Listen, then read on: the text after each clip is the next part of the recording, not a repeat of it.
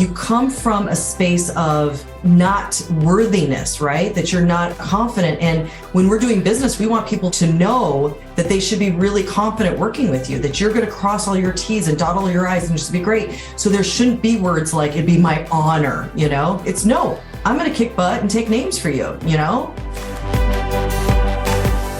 Welcome to the Smart Gets Paid podcast with me, Leah Niederthal. I help women land higher paying clients in their independent consulting businesses, but I've never been a salesperson. My background is in corporate marketing, and when I started my first consulting business, I learned pretty quickly that it's about 1,000 times harder to sell your own stuff than it is to sell someone else's. So I taught myself how to do it, and I created the sales approach that I now share with my clients so they can feel more comfortable in the sales process, get more of the right clients, and get paid way more for every client contract. So whether your client contracts are $5,000, $100,000, or more, if you want to work with more of the clients you love, do more of the work you love, and get paid more than you ever thought you could, then you're in the right place. Let's do it together. Thanks for tuning in, and don't forget to rate, review, and share. Hey there, Leah here, and thanks for tuning in. I hope that wherever you're listening to this, wherever you are right now, you're having a great week, making some good progress on your business, and taking some time for you. So we just closed enrollment for this group of the Academy, and I gotta tell you, I am so excited to work with the women who've really taken this step and joined this group. I mean, in our kickoff the other day, the energy was just amazing. This is such a great group of women. So we name our groups by colors, and this group is the gold group. By the end of the kickoff, they were like cheering, like, let's go gold, and like, let's go gold group. So shout out to the gold group if you're listening to this. I mean, it was just awesome. But I have to tell you, so about a half hour before our kickoff was supposed to start, one of the new members texted me and said, hey, how do I get into the kickoff? I'm not seeing any details about that. And I wrote back and I was like, oh, that's odd. Like, did you sign up like officially? Because she and I had gone back and forth and we had some calls and emails and whatnot. Because, we have a whole thing set up where as soon as you sign up, you get an email with the agreement and the details and all of that. And so I was like, oh, that's so weird. And I'm looking back in our emails and we had spoken about her joining and she's like, I'm in, like, let's do this. And, she was in, committed. But I looked at the emails over the past few days and I hadn't actually sent her the link to sign up. All right, let's just play this back for a second.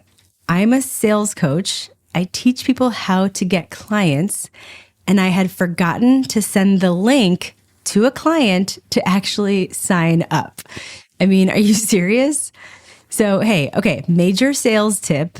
If you want clients to sign up or purchase or whatever, the tip of the day is send them the link. All right, you're welcome. Episode done. And actually, what's funny is she actually did end up finding the link because I had sent it to her in a much earlier email, but still, I mean, the point remains. Pro tip, send the link. All right, so let's dive into this episode.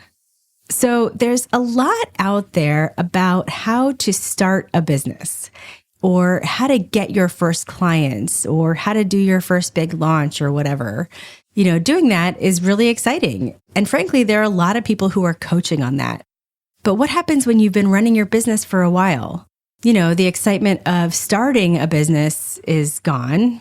Maybe it's been a few years into the business and you're very much in it, like running the business. There's a whole lot less out there about that. That's what I teach, and that's what we're going to talk about today. How to grow your business when you're in what we call the messy middle. The messy middle is that period after the startup phase in your business. And it comes after you've gotten that, first wave of clients. The clients who might be people who knew you from before, or people who you worked with before, or people who were referred to you by those folks. We typically see that the messy middle starts around 18 months to 2 years into your business, plus or minus. And it's when that first wave of consultants either starts to slow down or people get the sense that it will start to slow down. And it's when smart consultants realize that they aren't going to get clients from within that pool forever. And that's when they realize they need an actual strategy. And the messy middle can last a long time. It's like the longest part of your business. And in the messy middle, just because you're out of that startup phase, you're not free of problems You're just solving different problems, better problems. I mean, I tell my clients, you're basically upgrading the problems that you're solving because it's no longer the questions that you're answering in the startup phase, like, how do I get clients? In the messy middle, the question is, how do I get the right clients? It's no longer, how do I get people to pay me? In the messy middle, it's, how do I get paid for my value? And in the messy middle, it's not about making big moves and getting big results anymore. So it's not the constant hits of dopamine that you felt in the startup phase. In the messy middle, it's about making small refinements. It's about keeping what's working and fixing what's broken or not working as well as it could be and seeing the results of those efforts. And again, it's not as much dopamine, but if you can continue to run and grow your business in the messy middle, you can see some huge results. So how do you run your business and how do you keep growing your business in the messy middle? That's what we're talking about in this episode with my client, Kathryn Janicek. Kathryn does media training and public speaking training for CEOs, executives, and leaders so that they can communicate with more impact in the media and in public speaking opportunities and in meetings. And as you'll hear, she's been in business for 8 years. She is squarely in the messy middle. And in our conversation, we're going to talk about how do you run your business and continue to grow your business when you're in the messy middle. So you're going to hear the changes Kathryn made, which allowed her to grow her revenue 40% year over year. You're going to hear Kathryn talk about how she was able to let go of that I have to do it all myself mentality. You're going to hear her strategy to make time appear out of thin air. And you're going to hear the habit that was killing her confidence that she had to unlearn. So take a listen to my conversation with Kathryn Janicek. And at the end, I'll come back and share a lesson you can apply to your business.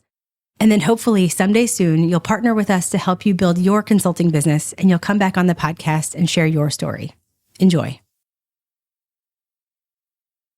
Kathryn, thanks so much for being here. Thank you. Thank you. So let's just dive in. Tell the good people what you do, who you are and what you do. I help people communicate with more impact. I was in television for over 20 years and my specialty is media training and public speaking coaching. And who do you do that for? Doing an interview with somebody who teaches people how to be interviewed is it's like next level pressure for me. I was actually thinking about that because the flip note is I teach people how to show up on a podcast and make sure that they keep the people's interest. And it's so hard for me to sometimes be on podcasts because I'm like, I certainly hope I'm doing what I coach people to do. I hope totally. I'm not boring. No, you're great. You're doing great. So the work that you do, who do you do it for? I do it for companies, for executives, for C-suite. So, for example, I have a Fortune 30 company and I help their presidents. I help their, VPs or SVPs. I have other Fortune 500 companies that I might help, someone who's at the manager or director level, their sales team on how to communicate in a way that makes people feel good and builds relationships. I also help and have helped physicians at world-renowned hospitals, Yale, Harvard, Mayo Clinic, Cleveland Clinic, financial firms like banks and biotech firms. It's just, what's really cool is the journalist in me gets to talk about something different almost every hour of my day. Just like when in journalism, I might be writing this story and then, 20 minutes later, I'm writing a story about something completely different. So I just love that I'm literally touching every industry and I love it. Yeah. Well, and I know a little bit about your background, but I think it's really interesting to share with everybody. You say you have a background in journalism, but journalism is really big. So tell people like what you actually did in journalism that prepared you for what you're doing now. The easiest way, I was an executive producer. I was a television news producer. I dabbled in reporting a little bit. I became the VP of news at a network. But the easiest thing to explain is I had to make sure that the audience stayed with us. that the audience watch for 30 seconds more, a minute more, that would be so intrigued to stick around after that commercial break, right? How do you keep an audience? And that could be by the story you choose, how you tell the story. Is it with video? Is it with just, the written word? Is it with amazing full screen graphics? Also, the person delivering the story. Do you want to listen to them? Do you want to watch them a little longer? Do they make you feel like you could be friends with them, that you could have the old saying, like sit down and have a beer with them? So all of that really is so parallel to someone speaking on stage. Do their slides really help them, or does it distract from the message? Does their clothing, help them? Are they wearing their clothing, or is their clothing wearing them? Is the color the right color? Are their glasses actually creating a brick wall between them and their audience, or are they, just helping them see? All of those things, like that is really what I did in television for more than 2 decades. And now what I get to help an individual, really make an impact and captivate an audience and keep them and actually make them do something with their words. Yeah. Well, and I will say for everybody listening, Kathryn and I have worked together for quite some time, including as I was getting this podcast sort of up and running. And one time I was proofing an episode and playing it, on my computer. And my wife was sitting next to me and she was like, "You sound so down. You sound so quiet." And I forgot exactly the word she used.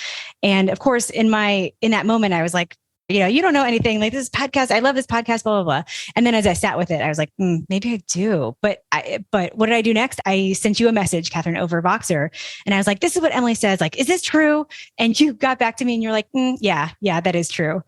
And you gave me a few tips to improve my delivery, which I think has made the podcast better. So I've seen you in action, and I know your stuff works for me, and I'm sure it works for, the CEOs and the leaders that you're working with. Well, but Leah, this is why you're so successful in business. You're coachable. Some people would be like, "Oh, that's bull. Like, she doesn't know what she's talking about." And you asked for feedback, and I gave you feedback. Totally, I didn't even filter it, right? Because I like you. There's a difference between liking and being nice and being kind. And I really like you. And so I want you to be successful. And so therefore I give you an honest opinion. But some people would have been like, "No, she's wrong," and then just kind of gone along. But I think the most successful people in the world are coachable. They hire great coaches and they listen to them, and then they do the thing the coach tells them to do, Yeah, totally. I will say I was not coachable for about 15 minutes after I got that feedback. And after about 15 minutes after Emily gave me that feedback, but then, I got over myself and I let it sink in and I made the changes. Well, let's talk about coaching spouses for a second, because my husband knows what I do, obviously, for a living too. And I'll sometimes give him some, he's getting ready for a big presentation for this Friday. And he literally, I asked him for 2 days. I said, do you want to just kind of have a rehearsing buddy? Do you want can I help you a little bit? Because I literally spend time on Zoom, a majority of my days helping people before they go to pitch to JP Morgan for millions of dollars, right? And they have to put together a slideshow. And here's my husband putting together a slideshow. And he said, "Yeah, I'll practice, but I don't want any coaching. I don't need to hear about my eye contact, or I don't need to hear about this, or I don't need to hear." It was very funny because he's just like, and when I coach clients, I say, find a good person who will be a good mirror, who will really tell you the truth, not just a cheerleader, a yes man. You want someone who says, "Boy, if you did this a little differently, this will really make a bigger impact." And I said, don't ask your spouse, because, it's so hard to hear criticism or, sometimes feedback from a spouse. It's a little different. So I understand why for 15 minutes, you're like, "No, Emily, my podcast delivery is awesome," because it's hard to get that kind of coaching from a spouse, Oh, so totally. Sometimes it's better to just, hire an expert, but just find someone at, a colleague at work that you really trust will tell you the best thing. Because I'll tell you, CEOs always tell me, they say, when you get to that CEO position, a lot of people aren't going to tell you the truth. You give a speech, you rehearse it in front of your team, you say, "How's this going to be, at the next conference?" They're all going to say, "Great job, boss. That was terrific." And so these CEOs will say, "You come in once or twice a year, and that's when I hear the honest truth, and it makes me better." So that is the biggest compliment I could ever get, that it's just no one is telling them how they actually are perceived by an audience. And then when I walk in, and the fact that they listen, right? Because they know they've seen the difference when they get that kind of coaching from us, and people actually get a response afterwards. They say, wow, something's happened, something's changed. Yeah. Oh, I love that. That's awesome. Let's talk about your business. Paint a picture of what was going on in the business before we started working together. Like, what would you say some of the problems were at that time?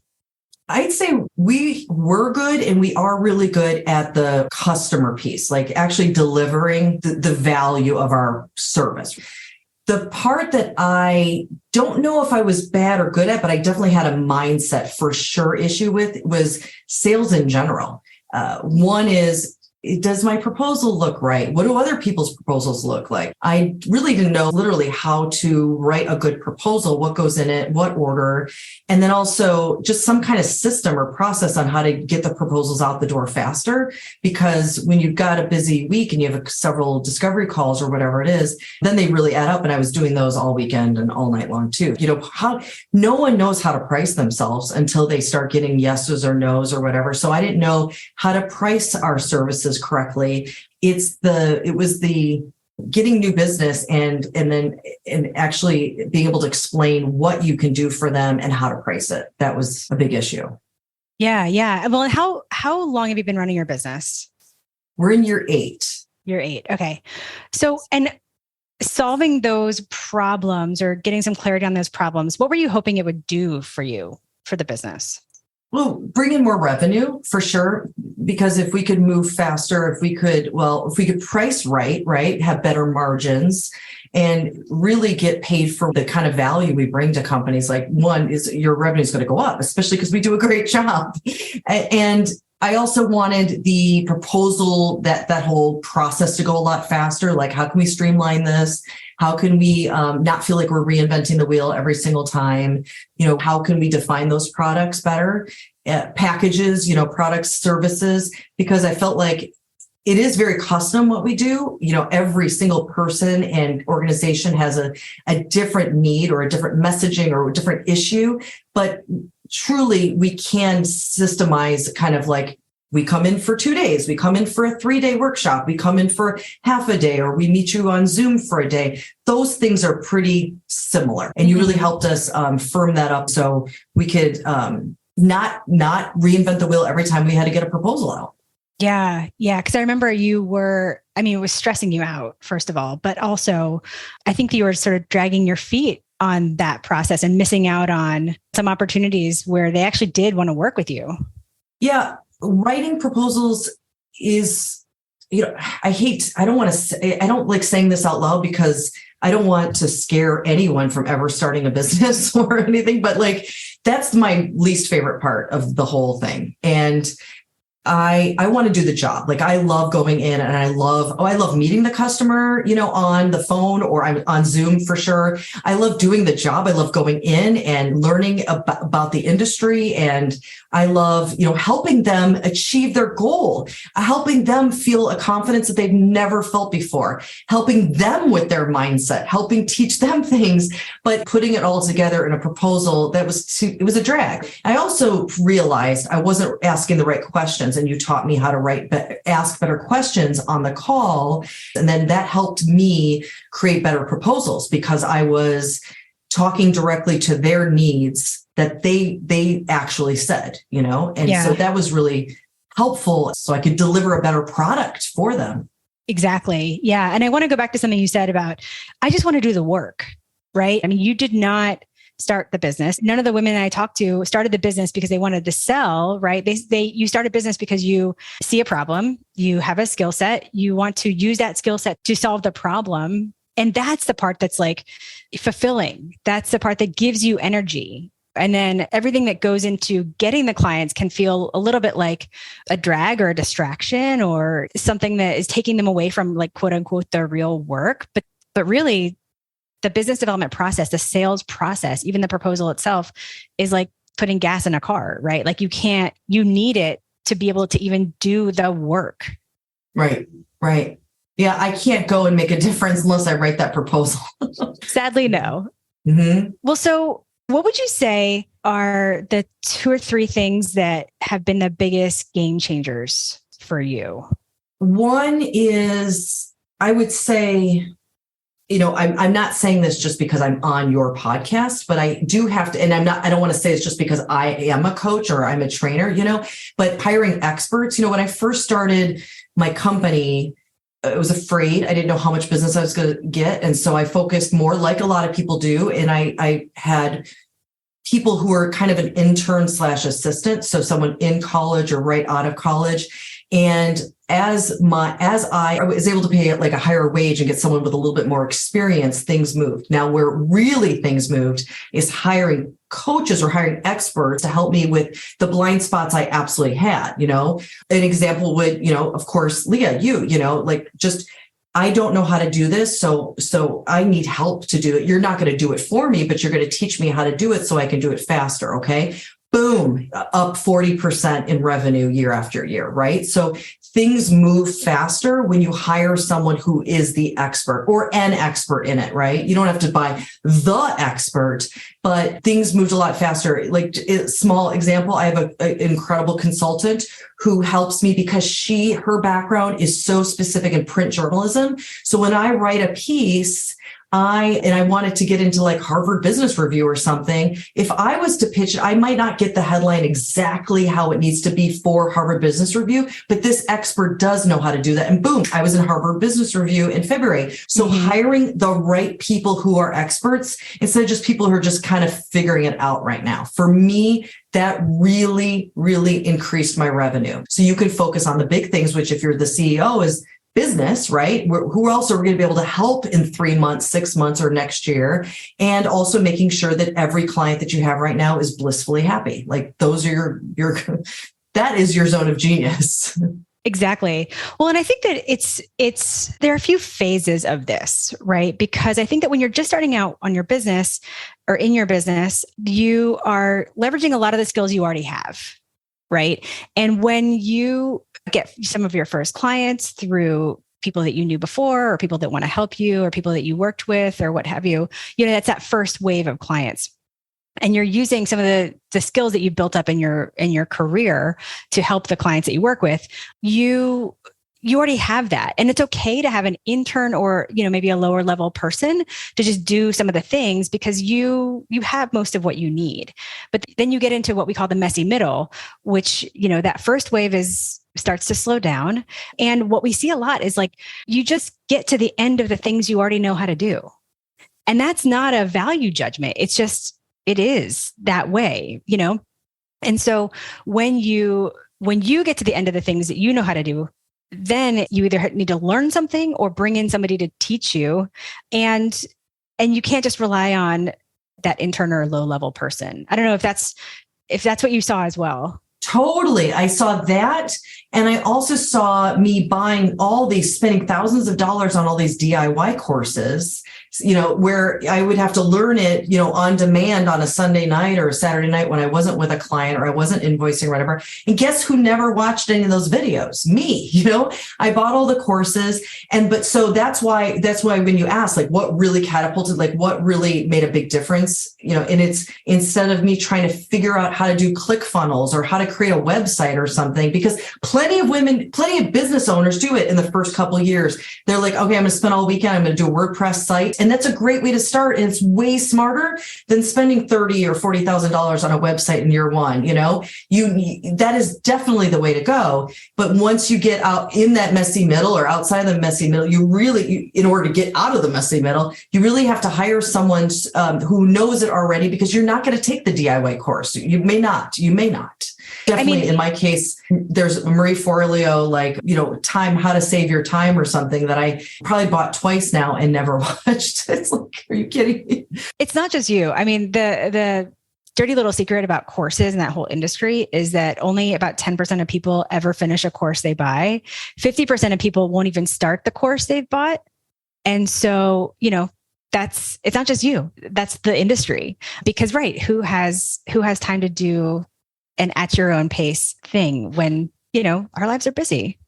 Yes. Yes. My life has been, and you throw in being a mom too, on top of that. I just don't want to do that at night. I want to be with my daughter, or, that is my special time, especially on the weekend. It's like, I'm not gone are those days. And those first couple years of my business, when I wasn't a wife and I wasn't a mom, absolutely, I would spend weekends, tinkering. I knew how to change things in WordPress, and I knew how to change my headline or change our picture, but I also had the time. And that was a perfect time, because at the beginning of my company, I didn't have the money to pay someone to do that. So it's all, and that's the thing too, is people talk about like work-life balance, or where should I be in year 7, year 8, year 6. Everybody's journey is different, because you don't know what's going on at home. You don't know what's going on, in the world. Was this the time we were in a pandemic or not in a pandemic? Right. Right. So that's because I've done the comparitis, Leah, and this, like where, I'm almost ashamed sometimes when someone says, what year are you in?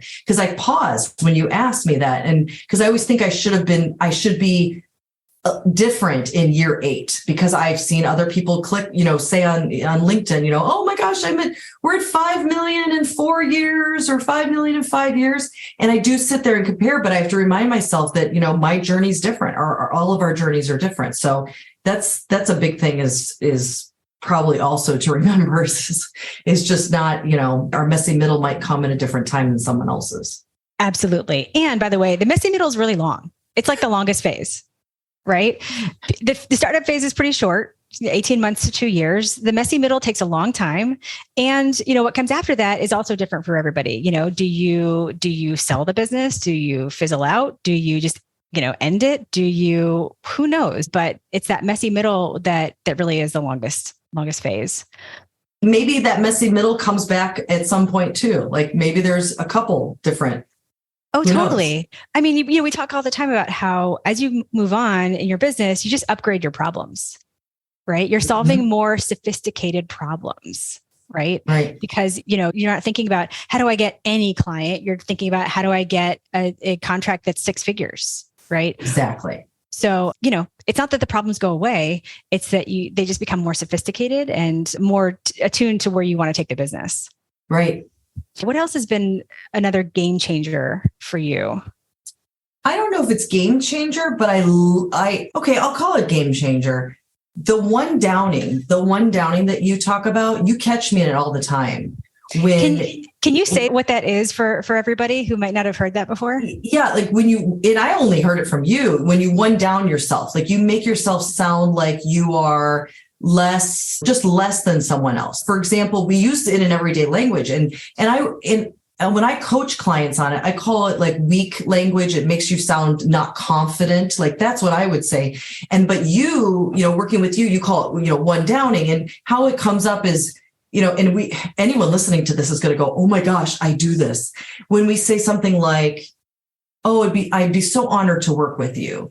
Or how about the fact that when was the last time you gave a presentation, and did you at the end thank the audience? Like you got up, you prepared a presentation, you taught people something for 20 minutes or 45 minutes. And then what do you do with your last slide on your slide deck? It says, thank you, ! And your contact information. Like raise your hand at home if that's literally what your webinars look like, right? So what happens is we all think like we're so polite. We walk around, Leah, I've heard, your stories on podcasts, you're from the South, right? It's very, very polite. I was raised always, thank you, please, and thank yous. What are the magic words? My mom would always say those, what are the magic words?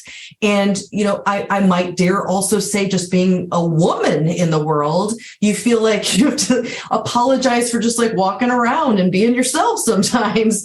But and I teach my clients not to apologize, not to overly apologize when you're late for a meeting. Maybe say something like, I really appreciate your patience, or something like that. As I say to my clients, don't, unless you bump into them, you physically harm them or hit them with their car or something, like you don't need to overly apologize when you're 30 seconds late for a meeting, or you say the wrong thing that you think is the wrong thing, right? You don't need to overly apologize. Just like we don't need to thank people for the fact that you're giving a speech. Or what you stopped me doing, Leah, is just saying that I would be honored to work with you. I would write that in an email, and you would say, no, Kathryn, my gosh, what do your clients say? They love working with you, like how grateful they are to work with you. And you had to just change that in my mindset, because that was just a given thing I would say. And it does what you say, one down us. It puts us in a one down move going, even just starting off a relationship with a customer.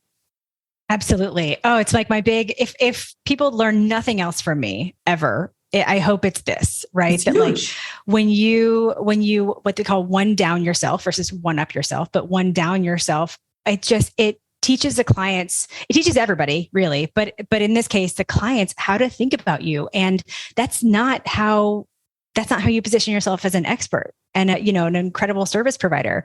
And it's so funny. I remember catching those in some of our early work together, and I haven't seen it since. I mean, here's how this started to change for me with like the apologizing piece, because you're right. It's how we were raised. It's how it's like in the ether as women, we just do this, but like picture a scenario that happens all the time where you're getting to the door, whatever door, just door to the store, door to the bathroom, whatever, getting there at the same time as somebody else, right? Another woman. And you say, oh, sorry. It's like, no, I'm sorry. See what I just did? But Anyway, it's like, no, if we get to the door at the same time and I punch you in the face, then that is something I'm going to say sorry for.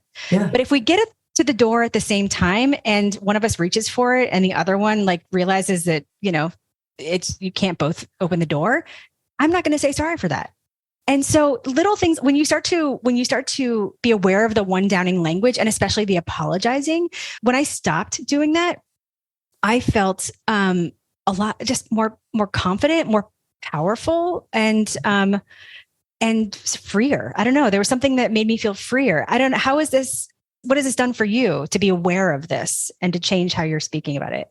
Well, I love it. And I love the fact that I'm trying to spread it. Like, so I have a mainly female team and I will see them do the same thing. And I want them to stop doing it. They're a little younger than me, which is great because maybe then they can not spend all their 30s coming up to doors and saying that they're sorry for making it to the door the first time. Right. Right. Before someone else, but you're right. We literally walk around our lives and we just say, we're sorry. I think that if I ran into a wall, I would say I was sorry. I am working on that. My mom started calling me out on it a couple of years ago. And it was, and then to see it in my emails that I'm honored. And I think everyone you work with, probably you have to kind of shake it out of them and say, no, gosh, they should be excited about you to work with you. Like, look at all that you've achieved and stuff. And they're coming to you for your expertise. And you're saying that you'd be honored or grateful or like lick their boots, if to work with them, it's just, it's weird. But I love it because I can give another word or phrase to it now that you've put that in my head, because my clients all need to remember that. And it's, you come from a space of not worthiness, right? That you're not confident. And when we're doing business, we want people to know that they should be really confident working with you, that you're going to cross all your T's and dot all your I's and just be great. So there shouldn't be words like it'd be my honor, it's no, I'm going to kick butt and take names for you, Right. Because as a client, if you're confident, I can trust you to take me where I want to go. Exactly. Yeah. Exactly. Oh, this is let's spread the love. Spread it to everybody. Don't one down yourself. Don't one down yourself. If you're listening to this and you're like, well, how do I really do this? The easiest way that you can start to do this is at the end of a call or a meeting, instead of saying, thank you for your time, or, when you say, maybe send a follow-up email or what have you, instead of saying, thank you for your time, say, thanks for a great call or thanks for a great meeting. Easiest thing. And it totally changes the tone. And I will promise you that it feels stronger. So what are some results that you've seen from our work together? Like, where are you now relative to some of the things that you were working on before? So last year we were up over 100%. So that was awesome. Awesome. Amazing. And yes, amazing. We have a better process for the proposals and then turning the proposals over. And they're in a way that truly describes the value that we bring to the company or the individual too. So it looks very different. And honestly, I'm excited to, launch a whole nother company side, to the side of ours, and so what's nice is I wouldn't really have that time if we hadn't figured out that other piece first. Awesome. How else has our work together affected your business? You know what, because you've worked with members of my team also being on the calls, I feel like their confidence levels have come up quite a bit.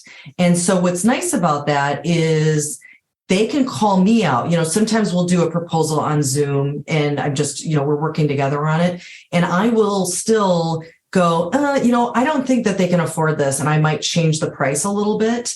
And a member of our team who's been trained by you will say, oh, no, Leah would not approve of that, like, nope, Kathryn, no, what is the value? Like, what is our price? That is our price. That's what people have paid us and always said yes to. So why are you trying to change that? Because you think you know what that person's, bank account looks like or that company's budget looks like. So that's really been nice because if I would have just gotten the training, it would be a little different, right? I could totally get away with, taking off a zero or, moving something down, but the team won't let me do that. Yeah, they hold you accountable.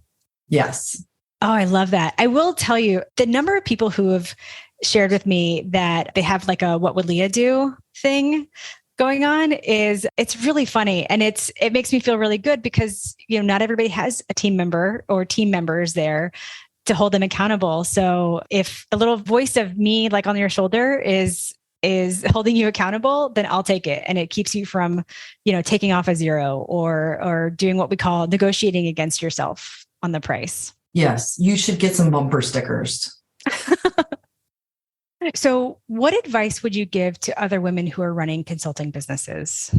What advice would I give? Specifically women, I would definitely go back to what we talked about earlier, just hire the right experts, be okay with hiring people. I think, I don't know if it's a female male thing, but I really struggled with figuring out that I didn't have to do it all.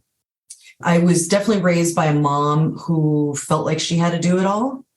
And so to be quite honest, I struggled the first time I hired a cleaning lady. Struggled big time. I sat there, I felt like I had to clean with her because to the best of my knowledge, my great-grandmother came here from Poland and she cleaned houses until she ended up working at the Mars chocolate factory here in Chicago and then retiring from there. But it made me feel really awful, to be quite honest. But then as I hired other people, I felt like too, maybe I should be able to teach myself that. I'm smart. I did a little bit of this, I did this. I ran social, I literally was a social media lead at NBC Universal, yet now I had to hire someone freelance to run my social media for our company. I felt bad doing that, but I realized, someone has an awesome part-time job doing that every single month for us.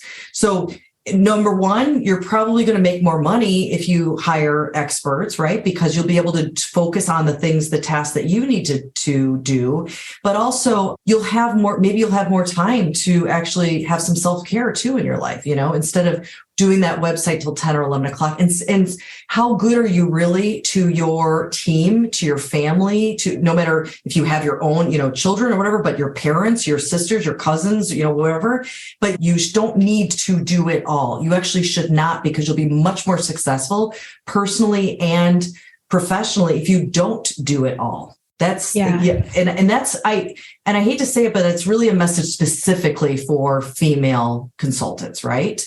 Is you don't need to do it all.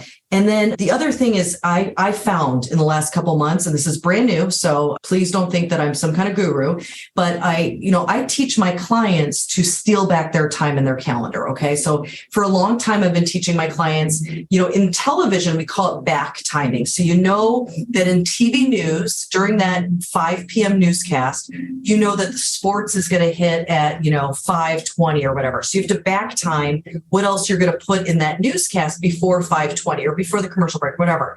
So for my clients, when they have a speech to give on August 1st, or they're going to be on live on CNN on August 1st, I tell them to back time and steal their time in their calendar so they can prepare and practice for that August 1st speech. Okay. That you need to know that, your slides need to be done by July 1st. You need to book time to practice all of July. You need to have it memorized by the last week in July to steal that time right away. Well, as a consultant, as a CEO, I wasn't doing that for myself. So now let's just talk about proposals. Before, I was writing proposals at 10 o'clock at night. Well, how good were the proposals at 10 o'clock at night, right? I was probably leaving out some numbers, maybe. I probably wasn't charging enough.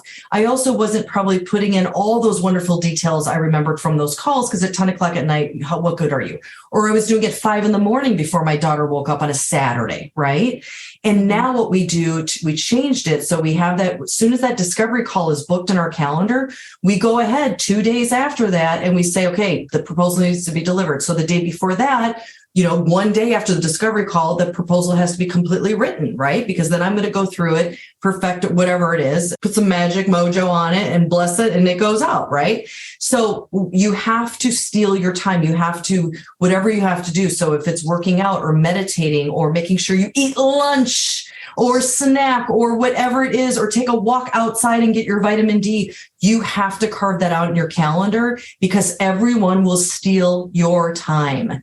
Your team will steal it. Clients will steal it. Your children will steal it for sure. Your husband will steal it, or wife will steal it. But you absolutely have to guard your time like it's gold, because it is gold. And you will, Leah, in my 20s and 30s, I didn't spend a lot of time on self-care, and I had health issues. I totally screwed up my thyroid. I had vertigo for like a year because I worked all the time. I did not have any kind of self-care. So in my 40s, I realized that I have to do it or someone's going to suffer. And that could be the company. It could be my family. And it's definitely going to be me. So the biggest tip I would give women is steal your time before someone else does.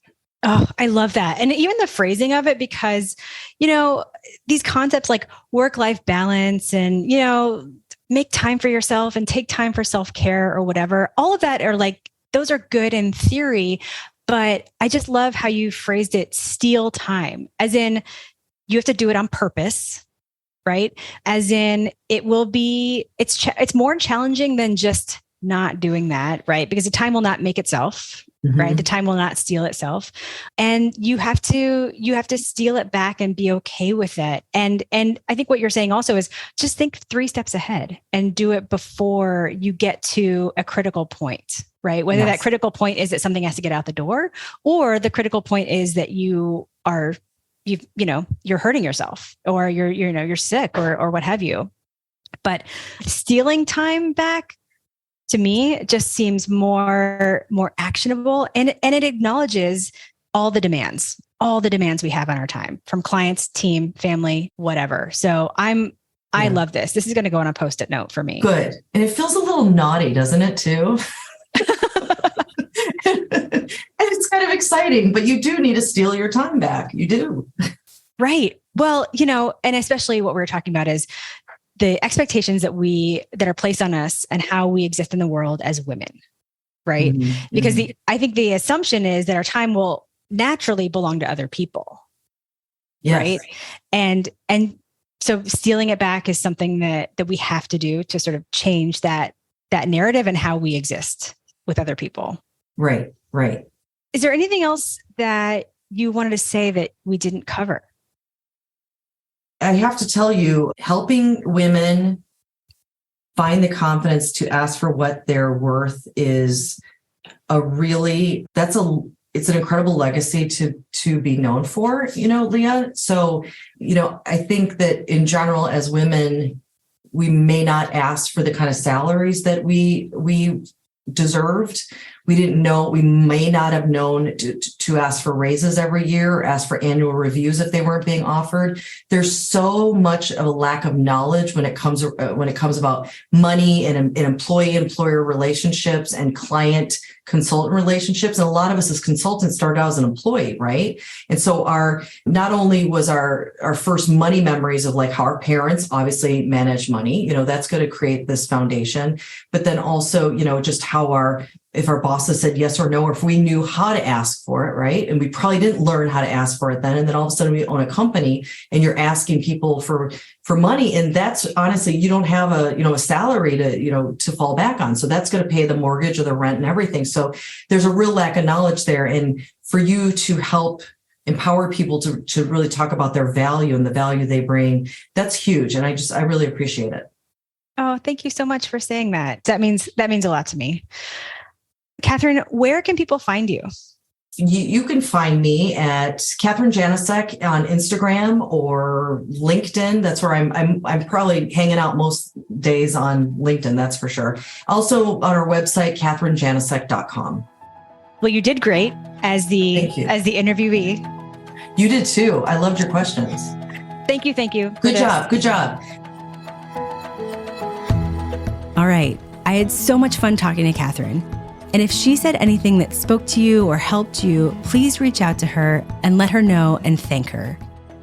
So there were so many gems in that conversation, and I want to pull out something that you can apply to your business. And it's along the lines of this idea of stealing back your time. And I want to just offer another way of thinking about it that might help.